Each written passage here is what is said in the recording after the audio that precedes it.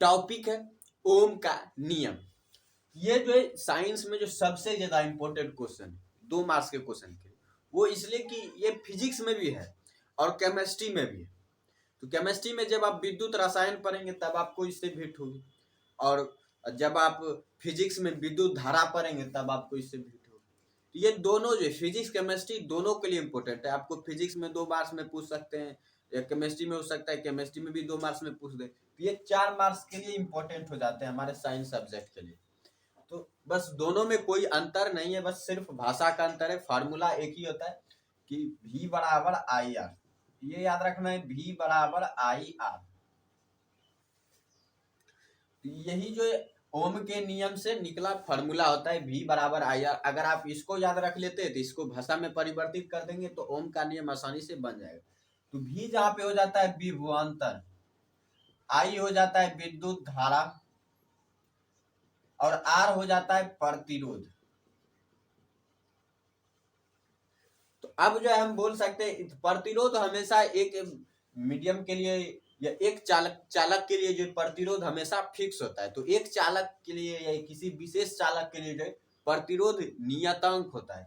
इसलिए अगर हम इसको नियतांक मानते हैं तो हमको एक चीज पता चलता है यहाँ पर कि अगर नियतांक ये नियतांक है आर, तो ये जो है V और I ये दोनों एक दूसरे के प्रोपोर्शनल होगा, V प्रोपोर्शनल I।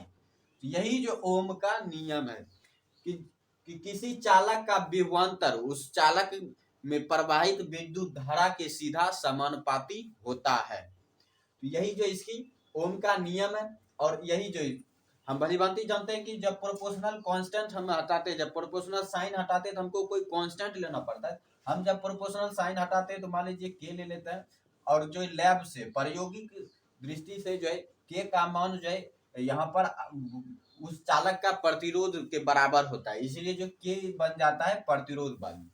तो यही जो V बराबर हो जाता है आई आर। तो ये अगर आप फार्मूला याद रखते तो आपको आसानी से जो ओम का नियम याद रह जाएगा।